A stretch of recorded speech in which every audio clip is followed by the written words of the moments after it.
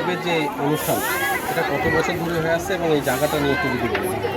এইটা কত বছর ধরে হয়ে আসছে সেটা মোটামুটিভাবে বলা সম্ভব, কারণ এটা অত্যন্ত পুরনো এবং এই আখড়াটার অস্তিত্ব যেখানে ছিল আগে আমরা শুনেছি সেই জায়গাও অনেকদিন আগে থেকে হয়েছে। তবুও আমরা যেটুকু আমরা বইপত্র যেগুলো পাই মোটামুটি 300-350 বছরের আছে। তার মধ্যে এইখানে মানে এই জায়গাতে যে আখড়া এখন আছে সেইটা মোটামুটি 200 বছর। হ্যাঁ, তো এইখানে স্নানযাত্রা হয়, তার সঙ্গে হচ্ছে রামনবমী হয়, এবার হচ্ছে এখন রথযাত্রা উৎসব চলছে। সকাল থেকে পুজো হয়েছে, প্রসাদ বিতরণ হয়েছে এবং রথের টানা কমপ্লিট হয়ে আছে এবং সেকেন্ড টানা আবার রাত্রিবেলায় হবে। এই সময় এখন রথে যে ধরনের মেলা আর কি হয়েছে, লিপির দোকান থেকে শুরু করে নানা ধরনের দোকান বসেছে। তাহলে এই রথযাত্রা উৎসব উপলক্ষে এখানে মেলাও বসছে। হ্যাঁ, এখানে মেলা হচ্ছে এবং এটা হচ্ছে 9 দিন ধরে হবে। প্রথম দিন এবং লাস্ট দিন আজকে রথ উৎসব, আজকে রথ উৎসবের পুজো কি হলো সকাল থেকে? সকাল থেকে যে মন্দিরে যে মন্দির সেখানে হচ্ছে পুজো আসতে চলেছে 7টা থেকে মোটামুটি সকাল 10টা পর্যন্ত। তারপরে রথের পুজো শুরু হয়েছে। তারপর আচ্ছা, এই যে রথের দড়ি টান কবার টানা হয় এই রথের দড়ি? এটা আজকের দিনে হচ্ছে দুবার হবে।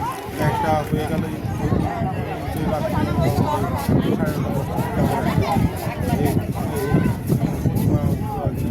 9:30 মাসির বাড়ি।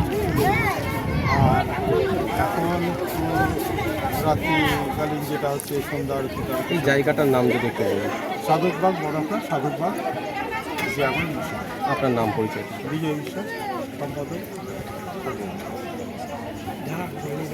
একটা উৎসব, এই যে রথযাত্রা উৎসব এবং এই সাধকবাগ আখড়ার বড় নামডাক, এই নামডাক এবং এই যে উৎসব কীভাবে পালন করা হয় একটু যদি বলতে। সাধকবাগ আখড়া একটা খুবই পুরনো আখড়া, আপনারা সবাই জেলার লোক জানে আর কি। প্রায় 350 থেকে 400 বছর আগে মস্তরাম বাবাজি এই আখড়া প্রতিষ্ঠিত করেছিলেন। যদিও এই আখড়া প্রথমে ছিল হচ্ছে দেইপুরের ওই পাশে, সে গঙ্গা গর্ভে সেটা ভেঙে যায়, পরে এই সাধকবাগে প্রতিষ্ঠিত হয় এবং প্রতিষ্ঠিত হওয়ার আগে এই জায়গার নাম ছিল ট্যাংরাখালী। যেহেতু সাধকবাগ আখড়াটা এখানে এসে পুনর্নির্মাণ হয় সেই কারণে এই জায়গাটার নামও হয়ে যায় সাধকবাগ। এবার সেইটা প্রায় আমরা যা দেখে আসছি, আমরা তো ছোট থেকে দেখে আসছি এখানে রথযাত্রা হচ্ছে, কিন্তু এটা প্রায় কয়েকশো বছর ধরে এখানে রথযাত্রা হচ্ছে এবং সেখানে রথযাত্রার যা নিয়ম সেই নিয়ম অনুসারেই সমস্ত কিছু পালিত হয়ে থাকে। এখানে প্রথমে যে নারায়ণশিলা তার পুজো হয় এবং তারপরে এখানে আমাদের রথের সামনে পুরোহিত আছেন, তারা পুজো করেন এবং এর 9 দিন ধরে এখানে বিভিন্ন উৎসবের মধ্যে দিয়ে এই রথযাত্রা পালিত হবে। একদিকে এখানে পূজারীরা যেরকম আমাদের জগন্নাথ দেব, বলরাম, সুভদ্রা, তাদের পুজো হবে এবং এখন তো মাসির বাড়ি এসে থাকবে।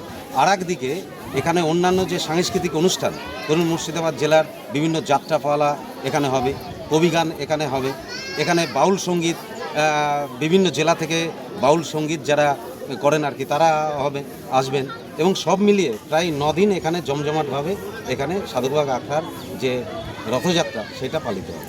আচ্ছা, এই যে রথের দড়ি টানার জন্য ভক্তদের কেমন ভিড় থাকে একটু যদি? ভক্তদের খুবই উৎসাহ থাকে, কিন্তু 2000 সালের বন্যার পরে বড় রথটা আমাদের সেটা নষ্ট হয়ে গেছে। এবার ছোট রথটাই সেটা করতে হচ্ছে। আগামী দিনে আমাদের গোটা জিয়াগঞ্জের মানুষ যারা এই সমস্ত আমাদের ধর্মীয় যে সমস্ত প্রতিষ্ঠান টিকিয়ে রাখতে চান, আমরা তাদের কাছে করজোড়ে আবেদন করব যাতে সাধকবাগ আখড়াকে কাঠ দিয়ে, অর্থ দিয়ে সহযোগিতা করে। আগামী দিনে আমরা আবারও বড় রথ এখানে পুনর্নির্মাণ করব। আপনার পরিচয়? আমি কানাই বিশ্বাস, সাধকবাগ বড় আখড়া যে আখড়া রক্ষা কমিটি সেই কমিটির সভাপতি।